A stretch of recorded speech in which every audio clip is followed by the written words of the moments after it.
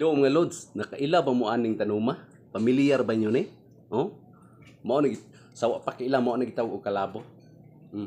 Kining kalabo mga lods, perti nigtambal sa ubo mga lods kanang gahi kay imong ubo, sakit imong dughan ig ubo. Nya mo imong tunlan do malangkat na ig ubo.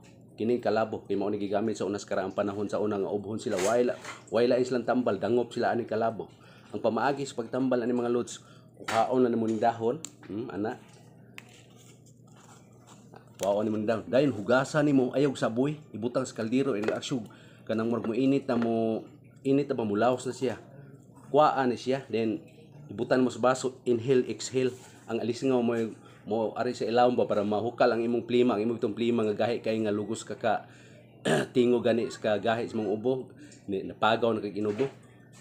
Matangtang anim humok ng ubo. Yung mao ni gigamit sa una sa karaang panahon sa una wa pa mauso ng mga synthetic nga tambal para ng kapsula, tablitas ug nga syrup.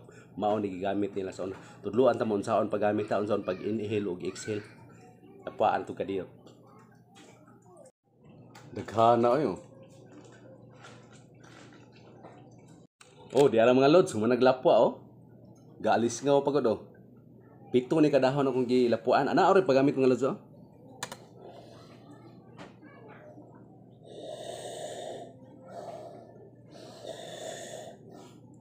Buga ba, buga higop, buga hantod mabugnaw na siya nga.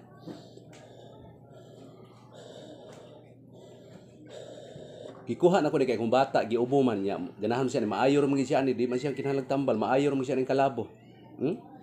Mao na siya porma, igo ra mo laos. Inhale, exhale. Oh, daghan kay kuha na ko mga luso. Daghanan ni uskab. Kay istanan. Inig kaugaan ni ato ning kuanon kanang kumuton niya atong imnon ang sabaw. Oh, wa mo gini sabaw. Nay gamay sabaw ra dayang. Iyan ni duga. Na. Anak ra mga lods. Oh. Then kani nauga na. Kamuta lang ninyo, total paan bitaw. Ano siya? Kumuton na siya mga lods, siya pugon may para maway ang duga dayon no. Mao ni ang duga oh.